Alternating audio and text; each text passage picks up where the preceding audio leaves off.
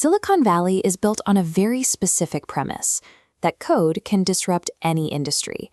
But the messy, analog world of human biology doesn't neatly fit into a software model. To see where that collision happens, you have to look at Anne Wojcicki. Before she became a tech founder, she spent 4 years as a Wall Street healthcare analyst. Watching the money flow, she noticed a distinct pattern. The financial system, and by extension the medical industry, had little economic incentive to prevent illness. The real money was made in managing late-stage chronic disease. In 2006, getting your DNA sequenced was an ordeal. It was prohibitively expensive, and you couldn't just buy a test. You needed a doctor's permission, effectively keeping the human genome locked behind clinical gatekeepers. That bottleneck prompted a philosophical rebellion. Wojcicki wanted to bypass the clinic entirely and put genetic data directly into the hands of the individual. She co-founded 23andMe. The early barrier for 23andMe was the $1,000 price tag.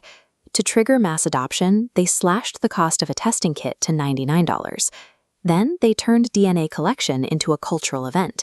They hosted celebrity spit parties at venues like New York Fashion Week, completely detaching genetic testing from the sterile environment of a doctor's office. But the retail kits were a loss leader. The actual product was the data. When customers bought a test, roughly 80% of them opted into a research program. By pairing self-reported health surveys with DNA samples, 23andMe built a massive central database.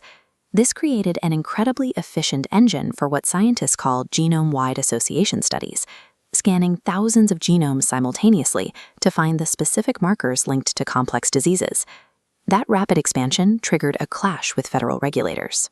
In 2013, the FDA ordered 23andMe to shut down its health reports, citing the risks of inaccurate medical data. It took years of submitting clinical evidence before the agency finally cleared their platform as a regulated medical device. Having survived the FDA and accumulated 12 million users, the company merged with a Virgin Group SPAC in 2021, taking it public at a $3.5 billion valuation. Human biology was now trading on Wall Street, forced to operate under the expectations of a Silicon Valley tech stock. Public markets evaluate tech companies on a strict set of criteria. To maintain a multi-billion-dollar valuation, a platform needs hypergrowth and, most importantly, recurring revenue from a reliable subscription base. 23andMe quickly ran into an economic wall. They faced what analysts call the subscription paradox of direct-to-consumer genetics. This chart shows the biological ceiling. You have one genome. Once analyzed, there's no commercial reason to buy another test. To compensate, the company spent hundreds of millions acquiring telehealth platforms and funding internal drug development, a process taking over a decade. The timeline proved fatal.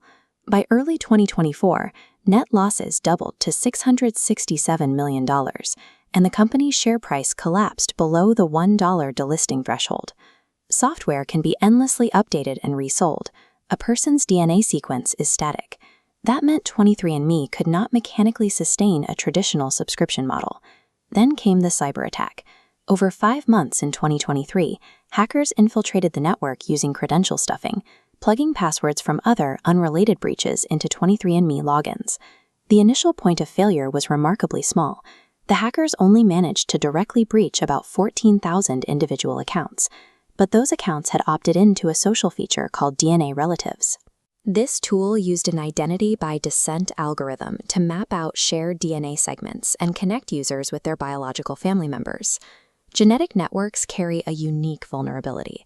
A breach of one compromised profile grants access to all their biological matches.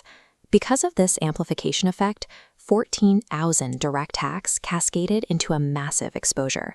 Attackers scraped the ancestral and geographic data of nearly 6.9 million people. The resulting class action lawsuits and regulatory fines paralyzed the organization. Following months of gridlock over how to take the company private, the entire independent board of directors resigned en masse, and 23andMe filed for Chapter 11 bankruptcy. The very feature that made the database so valuable for scientific research, its deep structural biological connectivity, acted as the mechanism that accelerated its own breach. Inside the bankruptcy courts, the fate of those millions of genomes went up for auction. Pharmaceutical giant Regeneron attempted to buy the assets, but Anne Wojcicki legally contested the process and outbid them. She secured the company for $305 million, but she didn't fold it into another traditional startup. Instead, she established the TTAM Research Institute. TTAM is a nonprofit public benefit corporation. Unlike a STAC that legally prioritizes shareholder returns, this structure operates as a legal trust. Its mandate is to manage the genetic data for public health research, free from the pressure of quarterly earnings calls. Transitioning the data to this new entity triggered fierce legal objections from state regulators. Ultimately, the courts mandated a formal opt-out period, resulting in over 2 million users deleting their profiles before the transfer was complete. The 20-year trajectory of 23andMe proves that the human genetic code resists standard business models. When forced to act as a hyper-growth tech product, the data becomes a massive liability.